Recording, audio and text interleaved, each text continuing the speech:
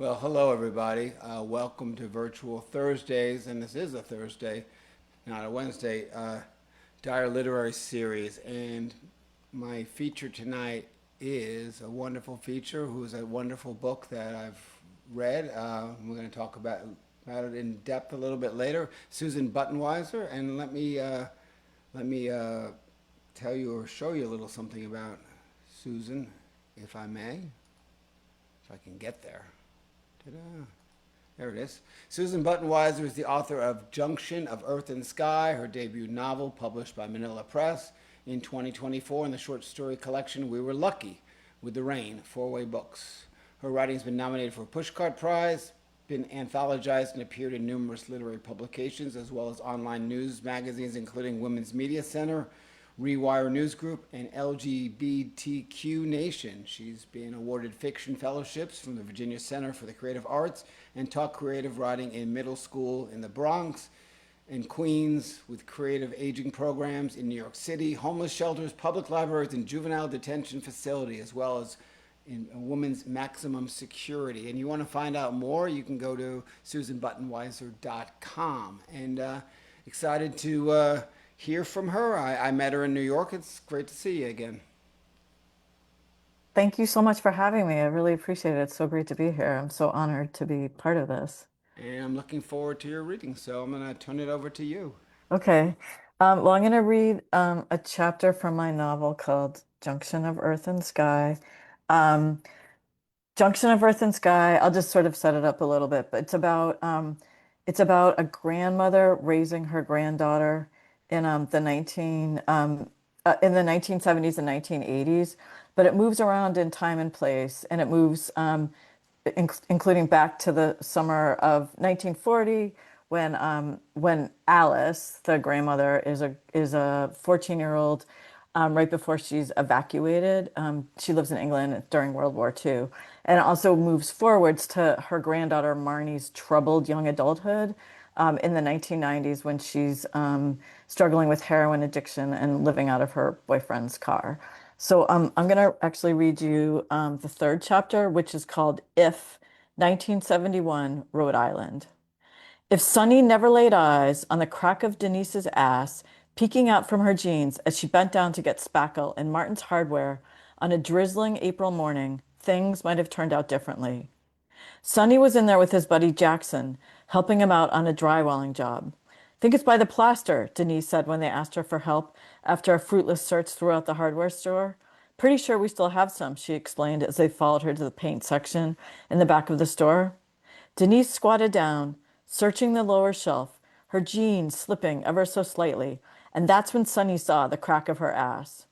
While they waited in line to pay, she answered questions from other customers about air compressors, hose reels, Allen wrenches, made pressure washer recommendations. By the time they got to Jackson's truck, Sonny was smitten.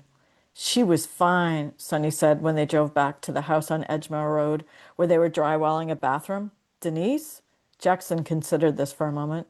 I could see that, but she's got a boyfriend and shit, so don't get your hopes up. But that's all Sonny had, hopes. Nothing real, nothing he could hold in his hand. Helping Jackson on these little gigs was the best thing that had come along in a while. The pay was decent and had the added benefit that Jackson didn't say anything when Sonny was late to work and hungover, which was often. Sonny kept finding reasons to go back to Martin's Hardware over the next few weeks. Jackson was getting all the small side jobs that his uncle, a contractor with a successful 25-year business, didn't have time for. After the drywalling job, they painted a dining room on Pylon Ave, replastered and painted the ceilings of the second floor bedrooms on Sycamore Drive. Sonny started coming to work on time and always volunteered to go on the supply runs to Martin's Hardware. Hey, Denise. He tried to sound casual, as if he hadn't spent the whole drive thinking of things to say to her. It seemed to be having some sort of effect, her face lighting up just a little when he walked in, stopping whatever she was doing to see what he needed. April became May, and one day after work, while they were folding up the drop cloths, Jackson's uncle offered them another job, painting one of those big houses on Cedar Hill. But it had to be done quickly and without any mistakes. These are long-time clients, Jackson's uncle said, giving Sonny a hard look. They want the whole thing done in a week while they're away on vacation. It was going to be a push to finish it on time, so Sonny and Jackson needed to be at the house every morning by 7, he explained, the both of them. He'd be there to let them in, and if they were even 5 minutes late, he'd get someone else to do it. Jackson listened carefully while his uncle explained the outlines of the job, but Sonny was distracted, thinking about Denise's ass. My uncle's gonna hire me for real in the summer. That is, if we don't fuck this up, Jackson told Sonny later at the Parkside Lounge over tequila shots. Jackson moving on to permanent employment meant the end of these jobs and this money, and Sonny would have to figure something else out all on his own, which he wasn't good at, his mother often reminded him. He was still living at home, though he avoided her as much as possible, so he didn't have to hear her lectures about his drinking and lack of a proper job. How when she was growing up back in England in the 1940s, all the men his age had families and were fighting in the war, not just lolling about at home. Sonny's life was an embarrassment to her, she kept telling him. But Sonny wasn't late even once to this Cedar Hill job, and by the second to last day, Jackson's uncle was feeling pleased, he told them. So pleased, in fact, that he was thinking of giving them a bonus when they were all done. The days were becoming warmer and longer, and Sonny felt something verging on okayness. The flirting with Denise was paying off, and she agreed to have a drink with him that night at the Parkside. Her boyfriend would be out with his buddies anyway, she said, and besides, he'd been a real dick lately. They met at 9 and sat at one of those small tables by the front window. She didn't have her hair up in a tight ponytail the way she wore it at Martin's Hardware. Instead, it swirled around her shoulders, and she kept sweeping it back when she lifted her Jack and Coke or smoked. It was brown and silky, and Sonny wanted it to fall all over him. After last call, Sonny walked Denise to her car out back behind the bar and kissed her. Pressing up against her, his fingers working their way inside her jeans, finally, Sonny got to touch her ass. But he couldn't bring her back to his place, to his childhood bedroom, with his mother right there in the next room. Then he had an idea. He knew the Cedar Hill house well by that point. There was a spare key in the garage. No one would know. So he squeezed her ass in the main bedroom, and afterwards, instead of leaving, they both fell asleep. They slept through the rest of the night and into the next morning, when the family returned home early from their vacation, saw an unfamiliar car in the driveway, and called the police. There was no bonus. All the drywalling and painting and replastering gigs ended, as did Sonny's friendship with Jackson. After she bailed him out the next morning, Sonny's mother said it was time for him to move out. But Denise was going to break up with her boyfriend. She told him last night. So at least there was that. At least Sonny got Denise, he thought, as his mother drove him home from the police station. What he didn't realize was just how long he would get Denise for. If Denise had been on her break that day at Martin's Hardware when Sonny first came in, if Sonny and Jackson had found the spackle on their own, if Sonny hadn't seen the crack of Denise's ass, he wouldn't have become a father in someone else's bedroom on a late spring evening, and his daughter Marnie would have never been born. Thank you. All right. That was excellent. And Thank you. not not not just did I meet you in New York. So I had a reading there, and here comes author Susan Buttenwieser with a book on the open mic. And it takes a lot of courage to be a published author on an open mic because it can go either way. And I didn't know what to expect. And then Susan read a section that night, and I was like, wow, she's really, really good. Oh, So thank you. I appreciate that. Yeah, I was nervous doing that. it's not. So your book here, The Junction of Earth and Sky, it takes place over 6 decades, and you're following through a family. Is it based on facts, or some of the family dynamics from certain time periods based on any fact? Well, it was inspired by my in-laws' stories of their childhoods during World War II. My in-laws are English, and they were born and raised and lived their whole lives in a small town on the south coast of England, very near Brighton. And my mother-in-law was actually, so they were children during World War II, and my mother-in-law was evacuated um, when she was 5. And so they also told their stories, like, for years and years and years. And I was always really interested by it. And then I went with them to see the town where she'd been evacuated to about over 20 years ago. and I really wanted to write something about it. But it felt really daunting because A, I'm not English, B, I wasn't alive during World War II. And so I started writing about this girl, like a 14-year-old girl. And then I also was writing about another sort of young woman named um, Marnie, who was a heroin addict. And I knew somehow they were connected, but it sort of took a lot of writing to kind of figure out that the Alice character was her grandmother and the Marnie was the granddaughter. And I just kind of kept putting them in different places in time throughout the sort of, from World War II until the 90s. And sort of the novel came together. Yeah, as a person in recovery myself, I found the morning sections really, really authentic. Would you like to speak about how you were able to write those sections and without obviously revealing anything you don't want to reveal? Yeah. Um, well, I know a lot of people who've had addiction issues, and also I haven't had that per se myself, but I've definitely struggled with mental health issues. So that's something I could relate to. And it's also just something I'm really interested in. So I've always done a lot of reading about that and research on it. And so it just, was something I was really, really interested in. And then I also thought, like, I was trying to create family. I wanted to show the impact. I was really interested to show the wide-ranging impact of like war, and how like it sort of haunts a family and how trauma haunts a family for generations. Um, and how trauma plays out over, over the course of a family. It sort of like lives in a family. So it just felt like it felt really, I don't know if this happens to you, but I feel like when I'm writing fiction, it actually just starts to feel like real, and it just feels like I'm no longer making choices. I'm just sort of following the course of the characters, Yeah, lives. they're in their, you're in their world. Yeah. So it just felt true and real. Yeah. And Unfortunately, the bad news is that trauma is actually transported through DNA and other things such as joy and happiness are not. So there's a theme in your book yeah. about breaking the chain of trauma within these families. Now, would you consider your book to be therapeutic? Um, I don't know. I mean, I guess that sort of, I really hope that people find it helpful to read it. If that's, is that what you mean? Yeah, Like, pretty much. would people find it helpful? Yeah, I mean, I really hope people find it like a helpful read, and that will, that people can relate to it.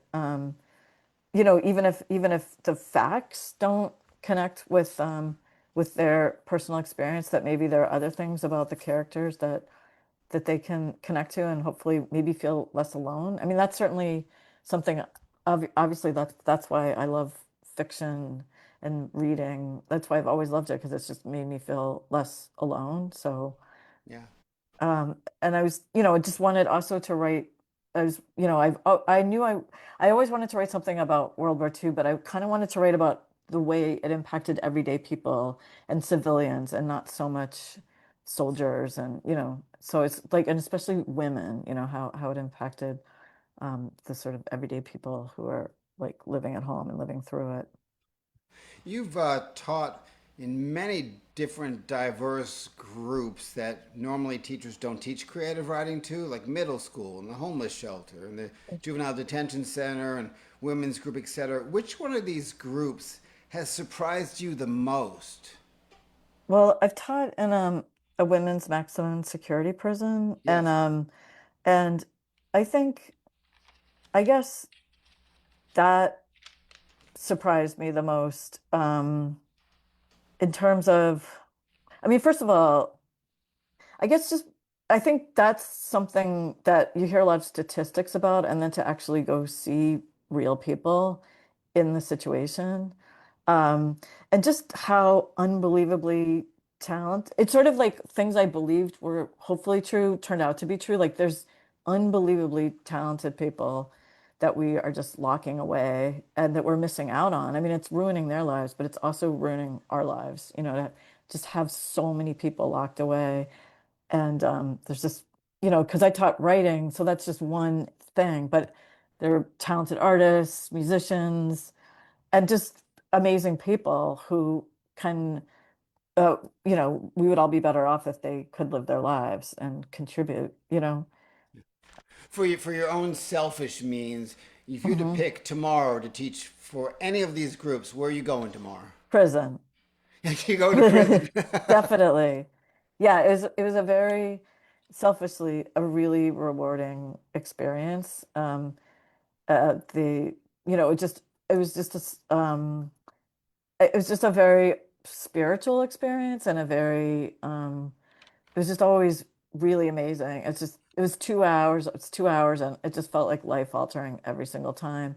And I love middle schoolers, but sometimes they can be challenging. What was it like to have been featured in Poets and Writers magazine? I was really surprised by that. I guess I didn't really know it was coming, and yeah, I was very honored and excited to have that. Yeah. I'm also a really shy person, so it's that sort of thing is, I mean, it's kind of like, you write a book and obviously you want to help the publisher sell it, right? Like that's kind of Yeah. the contract. And but it's weird too. I don't know if you feel like that, but it's also a Um, little strange. I always feel as it's part of my job, and it's Yeah, sort of the least rewarding part, but also it's different. It's a whole different skill set. totally. Yeah. And I feel like, it's part of what you're expected to do. And like I said, I hope that some of my books maybe will are helpful to people. So that's kind of a motivator. Now, with this current book, you jump around. It's not linear. It jumps around timelines, and we talked a little bit before this Mhm. about it. To keep it fresh in your head, did you have to chart the timeline separately? Yeah, totally. I actually had to write out when I was revising it, I wrote every chapter on an index card and then I wrote every chapter on an index card and it took me a long time to figure out a rhythm for it and not just have it be completely haphazard and have it make sense. So yeah, doing that, it took a long time to figure out the right rhythm for it. And it was like I just needed a visual. Like I sort of put them all out on the floor and spent days moving them all around. Now, the book takes place in various locations, and you've lived in many of these places, many of these Yeah. various locations. You're in New York City now, correct? Yeah. Yeah. So, as a New Yorker, growing up in New York, what has the New York City location taught you in terms of plot lines? Because it's the rhythm of New York City. Has it changed how you write? Well, I've lived in New York City since I started writing, so I'm not really sure. One thing though, I don't set anything in New York City. I feel like I grew up in the Boston area and have spent a lot of time in Massachusetts and I just feel like that sort of feels emotionally, I'm just more connected to it. I feel more like that's where I want to write fiction about Massachusetts and I feel I've never set anything in New York City ever, and I don't think I ever will. Never say never. That's true. That's true. Um, you also write your short stories and your essays, social issues, reproductive rights. Now, do you find that it matters that you're writing about them, or is it going to deaf ears? And I guess another way to pose this question is, Yeah. how do you get your books and your writings into the hands of Republican lawmakers? Now that's a good question. I don't know. Yeah, I'm not sure any Republican lawmakers are reading my news They're articles. I'm missing prob out. Thank you. But I don't know how that's sort of the quandary, isn't it? To try to listen to each other more and try to consider each other's sides, right? And on the flip side of that, has any of your books or writings been banned? Not that I know of. I don't think so, but I don't know. I'm not like big time enough probably to merit being banned. You know what I mean? But I don't know. Um, the other thing too, and this is my last question, and this question was fed to me, so I'm just going to read it verbatim because I find it kind of funny. your book shows real family and real humanity. So does the world of Norman Rockwell piss you off? That's funny. I mean, I guess it just doesn't feel real to me or anything that, I mean, it feels like fantasy. And I would have, I mean, no disrespect to people who write science fiction. Like, it's just not something I could ever do myself. And Norman Rockwell feels like fantasy or science fiction to me, you know? All right. Well, thank you so much for Thank you. being with us. If you want to Thank you. find out more info, here is the book. Um, and you just have to go to Susan Buttenwieser, and it's Button Buttenwie .com. So Susan Buttenwieser. Thank you so much. Yeah, thank you. Thank you. I really appreciate it. And the folks that are watching the stream on Facebook, if you want to be a part of the open mic, as always, just use the link and come on in. And, thank you for watching the stream as well.